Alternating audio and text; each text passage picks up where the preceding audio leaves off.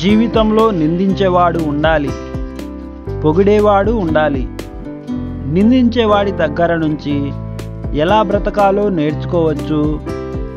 పొగిడేవారి దగ్గర నుంచి ఎలా బ్రతుకుతున్నామో నేర్చుకోవచ్చు. పొగిడితే పొంగిపోమాకు, నిందిస్తే బాధపడకు. అది జీవితం అంతే. బాధ అయినా సంతోషమైనా ఒంటరిగానే అనుభవించడం నేర్చుకో. ఎందుకంటే మనం సంతోషంగా ఉన్నామని తెలిస్తే బయటకి నవ్వుతూ లోపల ఓర్వలేని వారు, మనం బాధలో ఉన్నామని తెలిస్తే బయటకి బాధ నటిస్తూ లోపల సంతోషపడేవారు చాలామంది ఉంటారు నేటి సమాజంలో.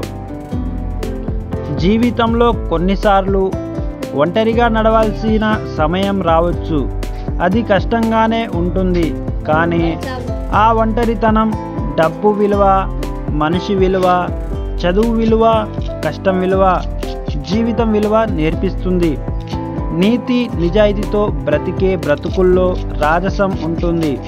ఎందుకంటే ఎవరి కాళ్ళు పట్టుకోవలసిన అవసరం ఉండదు. మరీ ముఖ్యంగా ఎవరికి భజన చేయనవసరం లేదు. అదొక రాజసం అంతే. అలా బ్రతకాలంటే దమ్ము, ధైర్యం ఉండాలి. నలుగురికి నచ్చే నువ్వు మరో నలుగురికి నచ్చాలని లేదు. 10 మంది మెచ్చుకునే నిన్ను మరో 10 మంది తిట్టుకోవచ్చు.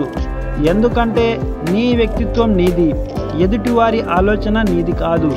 అందుకే ఎప్పుడు ఒకరి మొప్పు కోసమో గొప్ప కోసమో కాదు, నీ కోసం నువ్వు నిజమైన వ్యక్తిత్వంతో జీవించు. అప్పుడే నువ్వు సంతోషంగా ఉండగలవు. వీడియో నచ్చినట్లయితే లైక్ చేసి షేర్ చేయండి.